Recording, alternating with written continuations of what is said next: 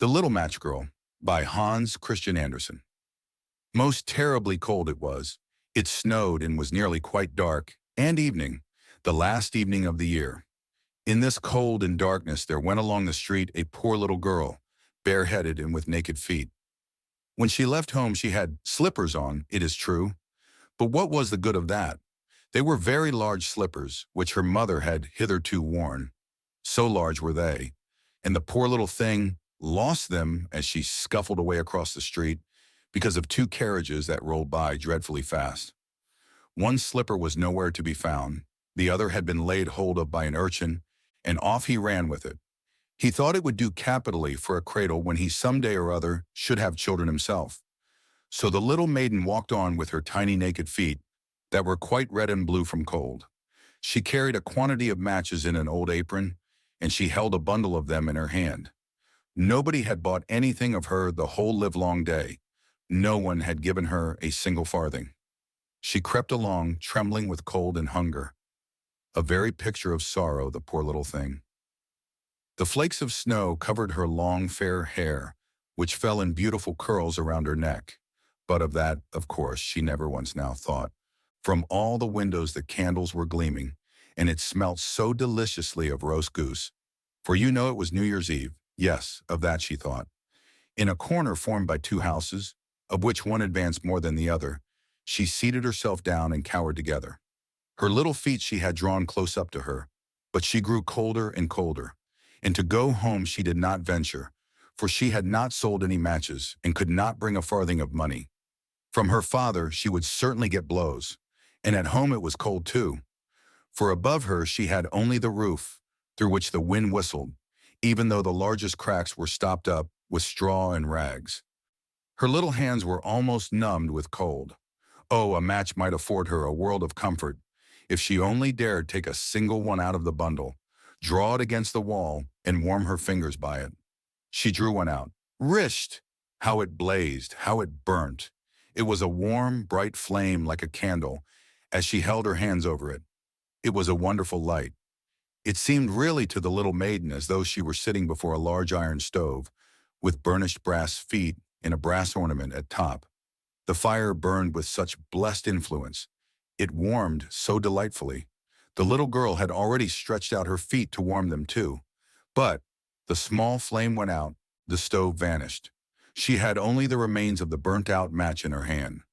She rubbed another against the wall. It burned brightly, and where the light fell on the wall, there the wall became transparent like a veil, so that she could see into the room. On the table was spread a snow-white tablecloth. Upon it was a splendid porcelain service, and the roast goose was steaming famously with its stuffing of apple and dried plums. And what was still more capital to behold was, the goose hopped down from the dish, reeled about on the floor with knife and fork in its breast, till it came up to the poor little girl, when the match went out, and nothing but the thick, cold, damp wall was left behind.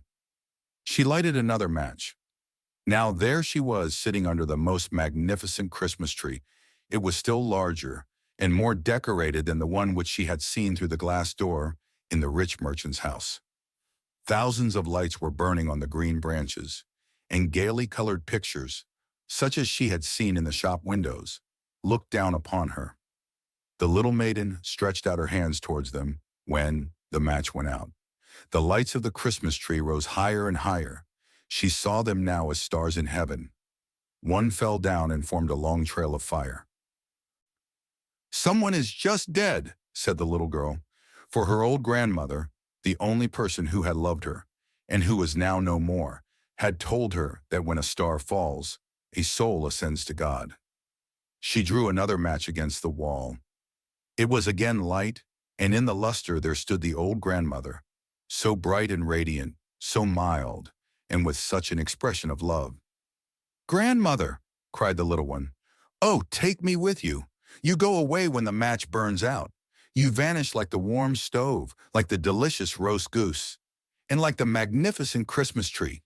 And she rubbed the whole bundle of matches quickly against the wall, for she wanted to be quite sure of keeping her grandmother near her, and the matches gave such a brilliant light that it was brighter than at noonday.